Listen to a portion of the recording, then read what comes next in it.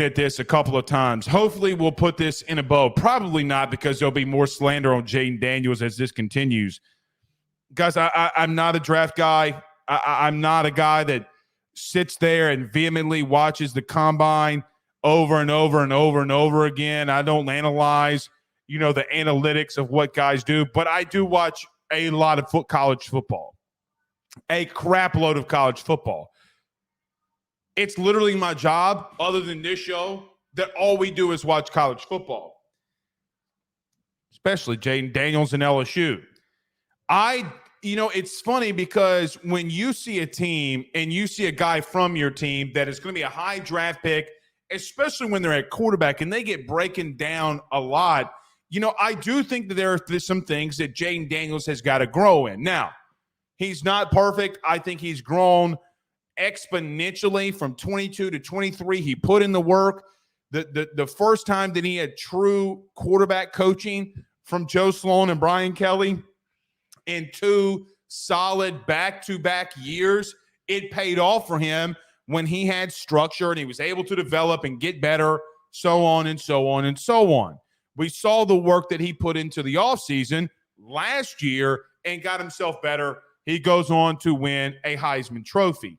But the problem that I have with this, and I think that it should show a lot of you too, what we see in draft guys and what they think. I tweeted this today too. Like, people were nitpicking Justin Jefferson a year ago, or when he came out, and they were like, oh man, I don't think he's going to run a really good time here. Daniel Jeremiah, I don't think this time's going to be really good. He goes on and runs a 4.4. My only point in this is every time they say he doesn't do this well, this well, this well, this well, this well, this well, this well, he's okay here. I feel like every time they take away from stuff and excellence that he had at LSU, diminishes his Heisman, diminishes what he did even in 2022 when LSU won the SEC West. What are people watching when they see him play? Because let me tell you something, okay? Guys and players that are explosive like Jayden Daniels, you cannot put into a box. You cannot put into a box Lamar Jackson. You can't put into a box a Michael Vick. Now, I don't think that Jayden remotely, from a football IQ standpoint, is where they were coming into the league. I think he's much higher than those guys. I think he's more polished at throwing the football and accuracy. There was a reason that he was the number 1 quarterback in the country last year versus man-to-man coverage, back shoulder throws, because he is accurate. He has shown that he can be. He's shown that his processing and reading defenses is so much better. What changes for a guy like Jayden, when a guy is covered or it's a very tight window throw that you don't know that you can make, the game changer, the X factor for a guy like Jayden is what he does with his legs. Guys, it's 1,000% the reason why you won the SEC West in 2022. The reason that you won the West in 2022 was because of every single time on third downs, every single time in crunch time situations, when Jayden Daniels takes off with his legs, he is the most electrifying guy that in this entire draft class.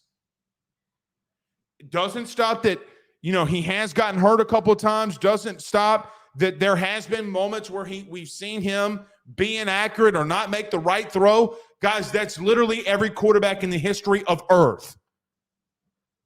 He is not an exemption. But then you look at a guy like Drake May, you look at a guy like Caleb Williams.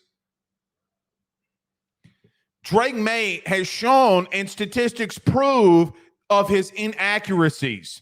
They prove that he has not won the big game or a big game. Caleb Williams has more off-field issues than, I just got to be honest, I'm not going to put him into a Johnny Manziel type of category, because Johnny was on different things like drugs and things like that. That's not even remotely close. Caleb Williams' off-the-field issues are exponentially insane.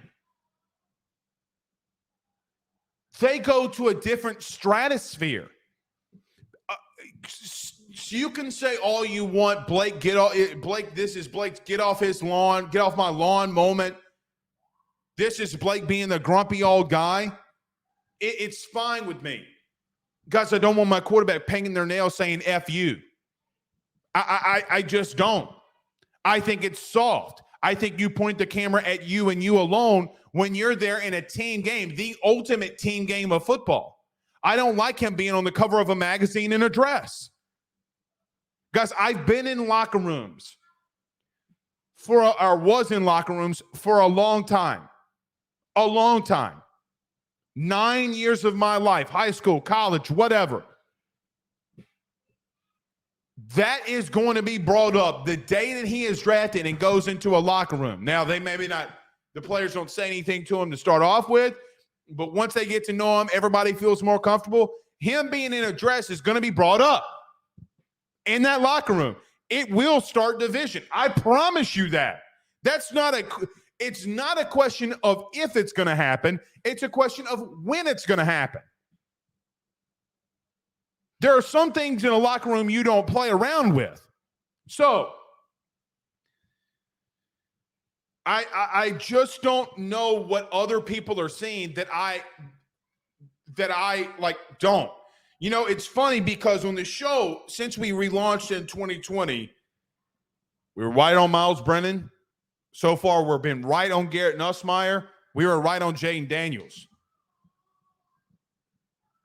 I mean, name a quarterback or what we've seen from quarterbacks and talked about on this show that's been wrong. I knew a lot of you who were Miles Brennan apologists. None of you seem to appear, right? Like some of you, where are you? Because I remember your names. I remember the threats that you gave me about talking about your white savior, Jesus, Miles Brennan. I remember last year when you talked Garrett Nussmeier should start over Jayden Daniels. He's got a bigger arm. He's got a bigger arm, Blake. He just does. Jayden is not it. I remember you saying that. I remember how stupid you sounded too. So I come to a conclusion in all of this in saying, you can say that I am wrong on picking or wanting to pick or saying that I would select Jayden Daniels over Caleb Williams. It doesn't stop the fact that Jayden Daniels lit it up through the air this year, was the most electrifying player in college football this year. Nobody was more electric than Jayden Daniels. Caleb Williams, quite honestly, oh, well, did you see what he did? Nobody else in the country can do what Caleb Williams did. Jayden Daniels did, but better in the SEC. In the SEC. Guys, Washington's defense this year sucked. Utah couldn't score to save their life, still got beat by him. Running up to his mama and crying in the middle of the stands, look at me, look at me. I'm telling you, you think I'm crazy. I know I ain't crazy. I know for a damn fact I'm not crazy. I know what I'm seeing. All right. Oh.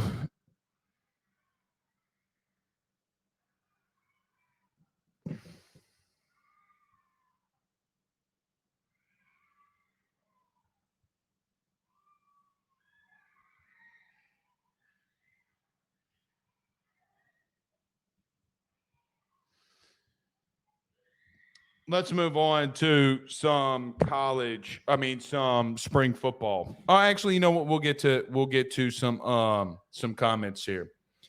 Paul asked about Trey Holly. No update. No update that I have heard. I saw the picture of him in Raising Cane's, and he's back in Baton Rouge.